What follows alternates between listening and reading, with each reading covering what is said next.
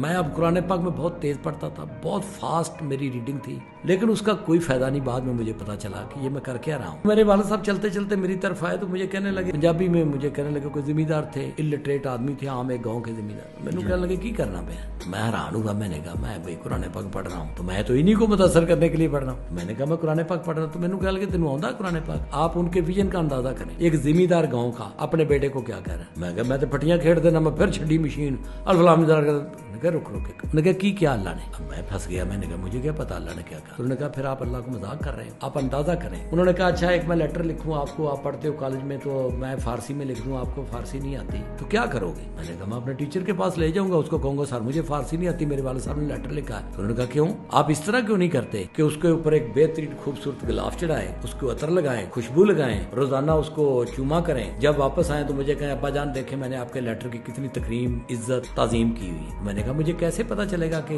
میرے والد صاحب نے مجھے کیا کہا. تو انہوں نے کہا اللہ کو پھر آپ نے میرے سے بھی کمتر سمجھ لیا ہے. انہوں نے پنجابی میں کہا وہ مزہ اسی طرح ہی آئے گا. انہوں نے کہا اللہ تو میرے تو بھی تھلے سمجھیا کہ میرے لیٹر. انہوں نے کہا کدی پوری دنیا دے وچ کوئی بندہ اخبار نہیں پڑھتا اگر انہوں سمجھ نہ آتی ہوئے, کوئی بندہ کتاب نہیں پڑھتا اگر انہوں سمجھ نہ آتی ہوئے. یہ واحد مسلمان قوم ہے کہ کک سمجھ نہیں آتی اور قرآن پاک نو رگڑی لگے جاندے نے رمضان میں. یہ میں نے ان کا آپ کو ایک واقعہ سنایا.